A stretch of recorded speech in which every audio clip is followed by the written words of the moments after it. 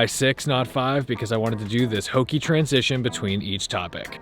Welcome back to my OG subscribers, and especially my Patreon supporters, where you can go and help me out. And if you'd like a sticker, go ahead and DM me on my Instagram, Tedward_IG. But I've owned this E39 M5 for almost 7 years now. I'm actually shocked that I even kept it this long, but that's because my appreciation for it changes kind of every year. So let's get on with it. Number 6, the infotainment system, but more specifically, the 6 CD changer in the trunk.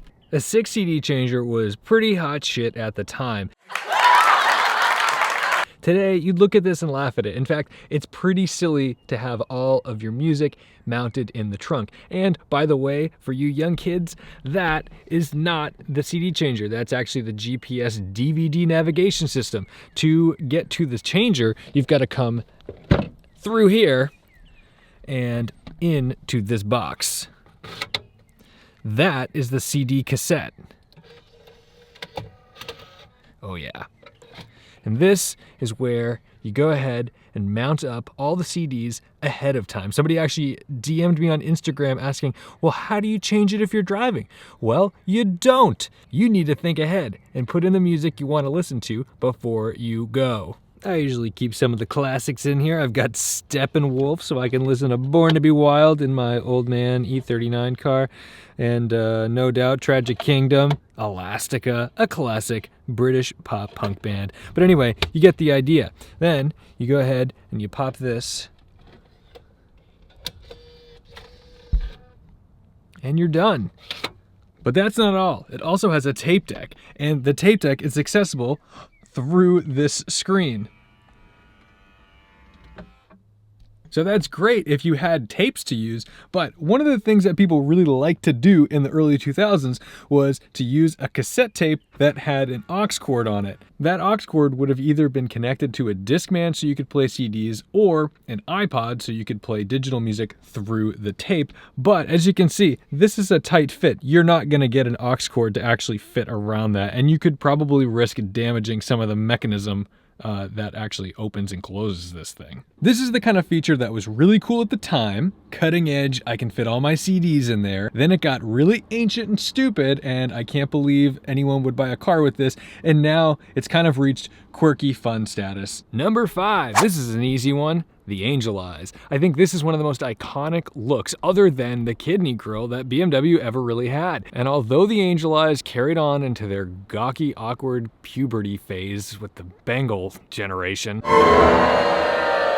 this is where they were really perfected, and I think this look will never go out of style. And if you've got the fog lights, this is a mean way to get through a crowded highway, especially in that left lane. People tend to move out of your way. Number 4, full leather. Yes, there are different trims of leather. There was standard, extended, and full. This car has the full leather, which means it has a leather dashboard. It means it has fully leather doors, of course, leather seats, and leather knee pads. Knee pads? Even the lower dash is leather, including the glove box. Very strange.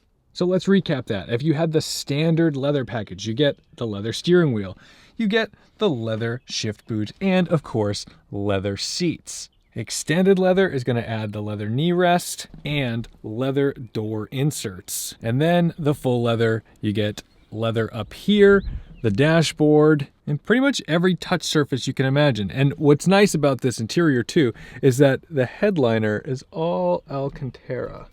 Number 3, the wheels, otherwise known as the Style 65s. These are the only wheels that look good on the E39 M5.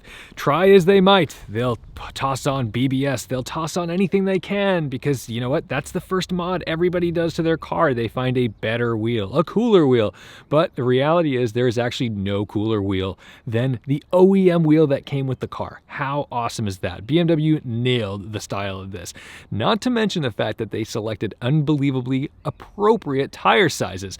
Think about that. We've got a 275 section rear on this car, and we've got 400 pound-feet of torque. That is appropriate. Meanwhile, AMG wasn't giving to anything really larger than a 255, and half of those cars had more torque than this. Number 2 is the style. BMW was in their prime during the E39 days. Everything they did was incredible. Nobody was complaining. In fact, we love the E46 for similar reasons.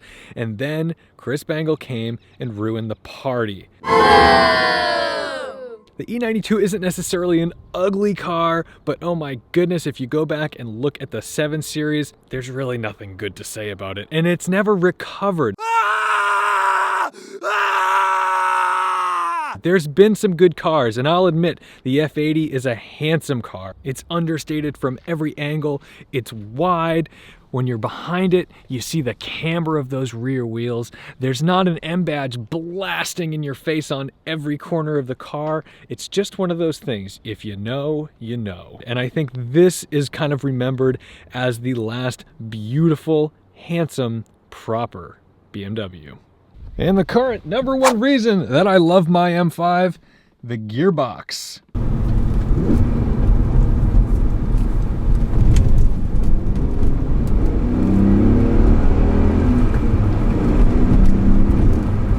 Yes, this was a time before we were shouting, "Save the manuals" from the rooftops. We didn't have to save the manuals. They were plentiful, and this only came in a manual. There was no good automatic gearboxes that could really do what this car needed to do. They certainly weren't going to put some torque converter slush box in there. And at the time, yes, SMG1 existed, but that wasn't going to hold big torque, and the drivability was garbage. This thing's kind of a limo. You don't want to have to deal with a clunky, awkward single clutch sequential manual gearbox when you could just put in a nice, solid manual and a third pedal. So that's pretty simple. Those are 6 reasons why I love my M5. I like looking at it and I like driving it. So thank you so much for watching, liking, commenting, and subscribing. Don't forget to respect the drive, and I'll see you in the next one. And I hope that you can find a car that you enjoy for nearly a decade.